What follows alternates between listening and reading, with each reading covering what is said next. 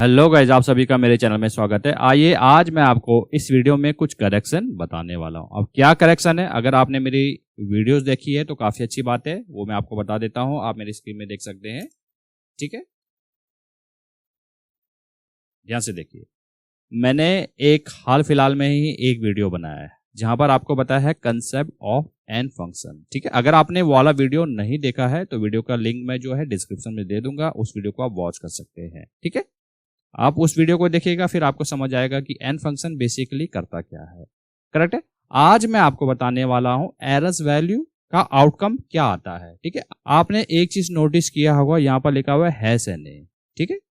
अब इसको if in case आप देखते हैं तो आप तो यही बोलोगे कि ये एरर वैल्यू है, लेकिन इसको आप ध्यान से देखोगे तो लास्ट में ये क्या है, ब्रैकेट क्लोज है, तो उसको वो एरर कंसिडर नहीं कर रहा है।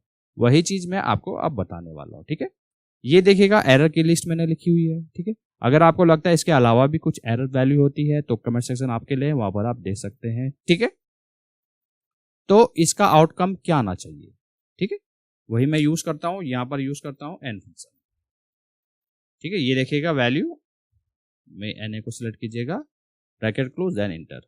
ये देखिएगा सेम एज इट इज है। तो कहने का मतलब है ये करेक्शन थी। एरर वैल्यू अगर आपके पास डेटा सेट में होती है तो आउटकम क्या देगा, एरर वैल्यू ही देगा, ना कि 1 और 0 में आपको डिस्प्ले करके देगा रिजल्ट, ठीक है। आप कंफ्यूज मत होना 1 और 0 का क्या होगा। जब आप मेरी वीडियो देखोगे कंसेप्ट ऑफ एन फंक्शन तो आपको इजीली समझ आ जाएगा कि 1 और 0 मैं क्यों कह रहा हूं, ठीक है। इसी को आप कंट्रोल सी और नीचे तक पेस्ट कर दीजिएगा, ठीक है। ये देखिएगा हर जगह एरर वैल्यू है, आउटकम क्या दिया उसने, एरर वैल्यू, ठीक है।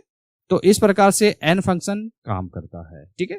अगर आपने ये वाला वीडियो यहां तक देख लिया, वीडियो को जरूर लाइक कीजिएगा, इससे हमें काफी मोटिवेशन मिलता है। और ये वीडियो जो हो सके वो ज्यादा से ज्यादा लोगों के साथ शेयर कीजिएगा ताकि उनको भी सीखने का मौका मिले। मिलते जल्द नेक्स्ट वीडियो में।